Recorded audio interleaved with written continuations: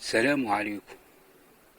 تفاصيل مقتل الطفل جود غادري 4 سنوات، حي دعموس، مدينة بوسعادة، ولاية المسيلة بالجزائر.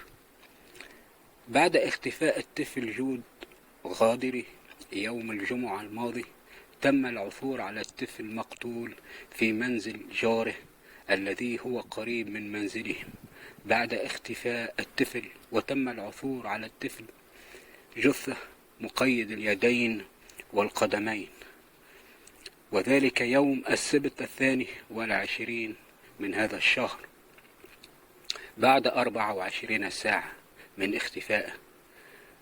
وبعد البحث المتواصل لم يبقى سوى منزل جاره الذي تحوم الشكوك حوله، وهو المعروف ببيع المخدرات وحبوب الهلوسة.